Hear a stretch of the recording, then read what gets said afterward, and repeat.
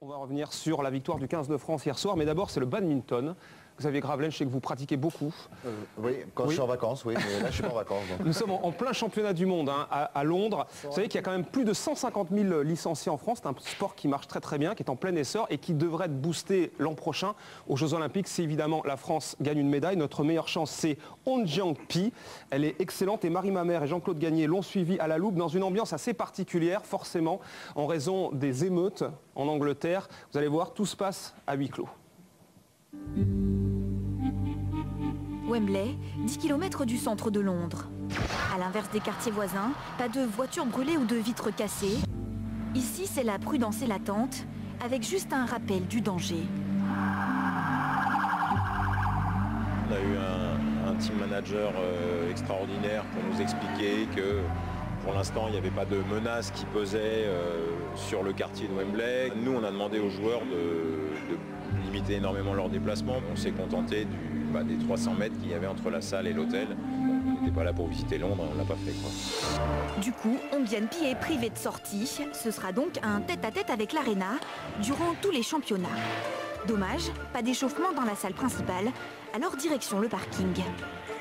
On est surpris en fait. On pensait que, en règle générale, on s'attend sur l'Angleterre à ce que ce soit tip-top, surtout à un an des Jeux. Et là, c'est curieux. En fait, on ne peut pas réellement s'échauffer parce qu'il n'y a pas assez de plafond. Donc, Pas de vestiaire non plus, mais une victoire facile pour débuter le tournoi.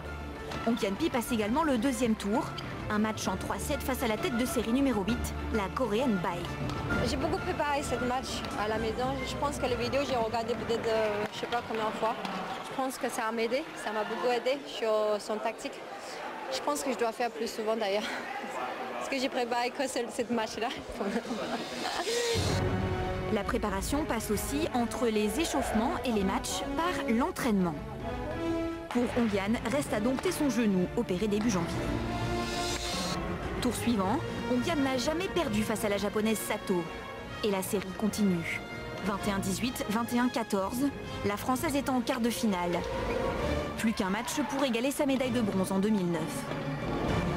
Le match que je vais jouer demain, c'est ça le plus dur. C'est la fille que j'ai perdue presque à chaque fois, donc c'est pas un match facile, mais je pense que j'ai des nouvelles choses dans mon jeu en ce moment. J'ai commencé à avoir de nouvelles choses, donc on verra.